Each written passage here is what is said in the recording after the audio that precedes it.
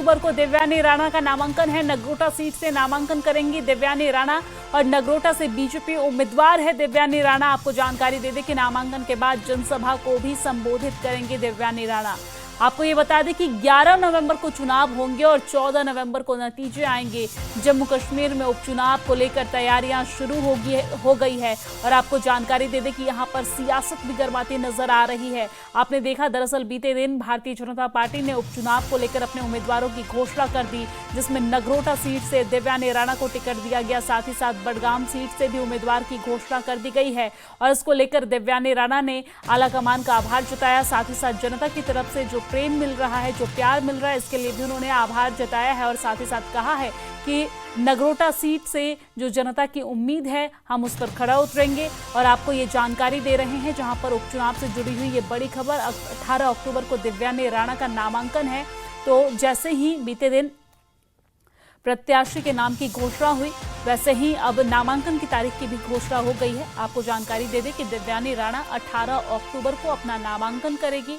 Nagrota seat से नामांकन करेगी दिव्यानी राणा और आपको बता दें कि नगरोटा से बीजेपी उम्मीदवार है दिव्यानी राणा और नामांकन के बाद जनसभा को भी संबोधित करेंगी।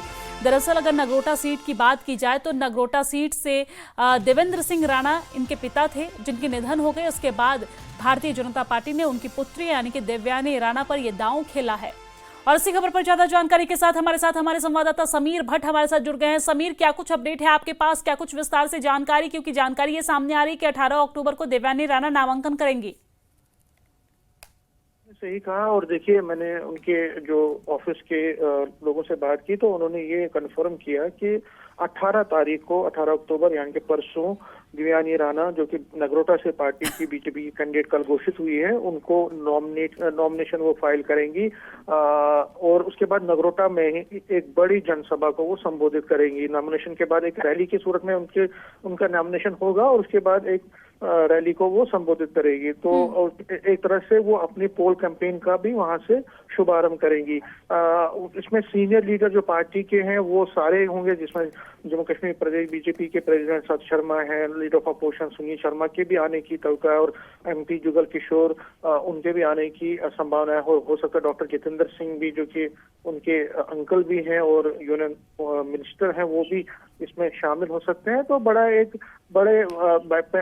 पैमाने पे भव्य तरीके से इस नॉमिनेशन को किया जाएगा। उस दिन फाइल नॉमिनेशन की जाएगी। तो अगर दिव्यानी के बारे में बात करें तो कल से ही, जब से उनका नामांकन का घोषणा हुई है, जब से कैंडिडेचर का घोषणा हुई है, तब से लगातार उनके घर में लोगों के आने का तांता है, जिसमें बीजेपी के नेता हैं, वर्कर हैं और खासकर नगरोटा कॉन्स्टिट्यूंसी के जो लोग हैं तो उनको बधाइयां दे रहे हैं और बधाइयों का सिलसिला कल से ही बिल्कुल चालू है। और दिव्यानी राणा ने भी हर एक के साथ वो मिल रही है, उनका धन्यवाद कर रही है और एक आशा करती है कि जिस तरह से उनके पापा को यानी कि देवेंद्र सिंह राणा को बड़ा सपोर्ट मिला है नगरोटा कॉन्स्टिट्यूंसी से लगातार हर वक्त, तो उनको ये सपोर्ट हर वक्त फिर मिलेगा। उनको भी इसी तरह का सपोर्ट आगे के चुनाव में जो 11 नवंबर को होने वाले हैं उसमें मिलेगा। तो फिलहाल अगर देखें तो दिव्यानी राणा जो फाइल नॉमिनेशन करेंगी, वो सबकी नजरें अब रहेंगी कि आगे चल के उनका कैंपेन किस तरह का रहता है। हालांकि पिछले 11 महीने की बात करें तो लगातार वो,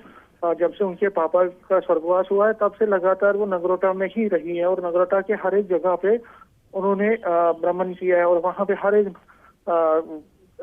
एक हाउस होल्ड जो है लोगों से मिली है, घर टू घर। जी बिल्कुल, यहाँ पर समीर बिल्कुल समीर, यहाँ पर हम अपनी जनता को ये जानकारी दे दें कि जिस तरीके से उनके पिता का निधन हुआ, इसके बाद कंटिन्यू ये अपने विधानसभा क्षेत्र में एक्टिव रही और लोगों के बीच जाती रही, लोगों के बीच उनके दुख सुख को साझा करती रही। लेकिन जब दिव्यानी राणा को यहाँ से उतारा गया है तो जनता की क्या प्रतिक्रिया आ रही है? देखिए, जनता भी अपनी तरफ से जो वोटर है, जो कमिटेड वोटर है, एक कमिटेड वोटर जो बीजेपी का है वो तो अपनी जगह है, लेकिन जो लॉयल थे, जो देवेंद्र सिंह राणा के अपना एक वोट बैंक था, अपना एक जनाधार था और वो जनाधार दिखा जब 2014 में मोदी लहर में नेशनल कॉन्फ्रेंस वहां की, क्योंकि उस टाइम नेशनल कॉन्फ्रेंस के कैंडिडेट थे, लेकिन मोदी लहर में पूरा जम्मू जो है वो बीजेपी की तरफ चला गया। लेकिन नगरोटा, बिश्ना, नगरोटा और विजयपुर 3 ऐसी सीटें थी जम्मू में जो बीजेपी जीत नहीं पाई उसमें नगरोटा की जो कॉन्फ्रेंस है उसमें देवेंद्र सिंह राणा जीते। तो आप देख सकते हैं, आप प्रूव कर सकते हैं, ये खुद दर्शाता है कि कितना जबरदस्त उनका था कि जब मोदी वे उस चरम सीमा पे 2014 में थी और तब बीजेपी हर जगह जीती, जम्मू क्षेत्र में, बाकी जगहों पे, लेकिन नगरोटा की सीट पे नेशनल कॉन्फ्रेंस जीती और उसका क्रेडिट देवेंद्र सिंह राणा को जाता है क्योंकि वो पार्टी की एक लाइन है उसके ऊपर थे वो, और हर कोई इंसान के पास जाते थे, उनके सुख दुख में शरीक होते थे। उसी रीजन से उन्होंने अपना एक वोट बैंक बनाया था, अपना एक जनाधार बनाया था। तो देवयानी राणा के लिए ये भी एक हम ये कह सकते हैं पॉजिटिव है कि बीजेपी का अपना काडर तो है ही, लेकिन जो देवेंद्र सिंह राणा का काडर था, जो उनका कमिटेड काडर था, वो भी उनको सपोर्ट कर रहा है। तो उनमें एक बड़ा उत्साह है, उन लोगों में उत्साह है, और जिन्होंने देवेंद्र सिंह राणा के साथ काम भी किया है, उनको समर्थन भी दिया है 2014 में हो या 2024 में, तो वो जो काडर है वो इस वक्त बड़ा ही वो बेसब्री से इंतजार कर रहा है 11 नवंबर को कि जब वो निकलेंगे वोट डालने के लिए। तो फिलहाल अगर हम देखें तो सिंपैथी फैक्टर भी इनके साथ है, सिंपैथी फैक्टर भी है। हालांकि एक चीज है कि कई और नेता थे जो वहां से चुनाव लड़ना चाहते थे, और उसमें प्रमुख थे जो जुगल किशोर, इस वक्त जुगल किशोर जो सिटिंग एमपी है और नगरोटा से ही आते हैं, तो उनके भाई नंद किशोर शर्मा जो है वो चुनाव लड़ना चाहते थे। उन्होंने पहले भी चुनाव लड़ा था 2014 में देवेंद्र सिंह राणा के खिलाफ, लेकिन हार गए थे। तब वो बीजेपी, तब वो एनसी में होते थे देवेंद्र सिंह राणा। तो अभी वो चुनाव दोबारा लड़ना चाहते थे, लेकिन उनको सीट नहीं मिली है। उनमें थोड़ी मायूसी है, वो एक चैलेंज रहेगा उनका देवयानी को कि वो किस तरह से मैनेज करते हैं उनके सपोर्टर्स को, किस तरह से मनवाते हैं नंद किशोर के सपोर्टर्स को। तो वो एक चैलेंज थोड़ा बहुत रहेगा। लेकिन ओवरऑल अगर हम सिनेरियो में बात करें तो उनके लिए प्लस पॉइंट ये भी है कि वो जो है सिंपैथी फैक्टर उनके साथ चलेगा, जिस तरह मैंने बात कही।